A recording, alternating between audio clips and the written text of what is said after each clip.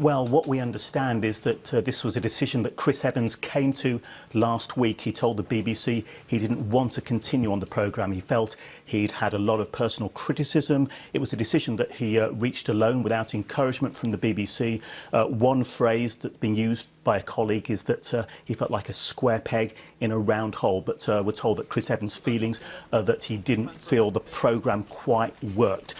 We do also understand that Matt LeBlanc will continue on the programme and that Chris Evans isn't being directly replaced by anybody on, of course, that wide team of presenters. The new series of Top Gear is already in pre-production, and with that lineup, it's due to start filming again in September. It was a huge challenge, wasn't it, for anybody to take this on? Absolutely. Under Jeremy Clarkson, James May and Richard Hammond, Top Gear had grown into a hugely successful show, really built as much around their personalities as it was around actual motor cars. So somebody following up on that and recreating that chemistry with a new team was always going to be a big ask. That said, the programme was a huge success in the UK. It brought in millions of viewers to BBC Two, the kind of viewers who don't usually use, in some cases, BBC services and output, so that was very valuable to the BBC. And internationally, it was bringing in something around £50 million to BBC worldwide. You know, the BBC do feel in many ways this programme has been a success this year. The previous series have gone to about 89 overseas territories. This series has gone to something like 130, so there still is obviously interest in the show, but it's getting the actual balance right from the presenters on the programme. Chris Evans obviously felt that wasn't him, but as we say, we understand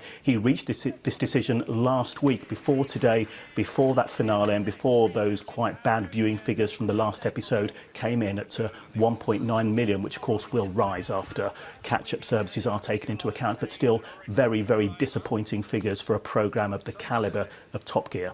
As you and I talk, I think we can show, and it will be very brief, him leaving the BBC this morning and being quizzed about it. Let me just show you what happened here.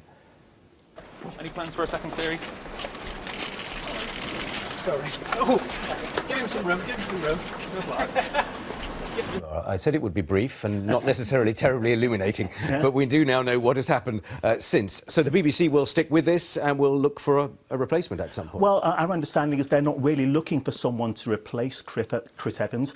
Our understanding is Matt LeBlanc will continue on the show, and of course there are several other presenters, well, including Sabine Schmitz and others on the programme. That series is now in pre-production. It'll start filming in September. But as I say, I think one of the key things is what a colleague has said about Chris Evans. He felt like a square peg in a round hole on this programme. Chris Evans has said himself on Twitter that he felt he gave it his best shot, but that hasn't worked and he stepped away from it. Of course, he is continuing with lots of the other things he does, the Radio 2 breakfast show, of course, and things like Children in Need. He said he's carrying on with those, will give his full energy to those. It's just Top Gear he felt he hasn't been able to make work in the way he wanted to. Yes, he's not going to be underemployed. I think that's very fair to say. Lisa, thank you very much indeed.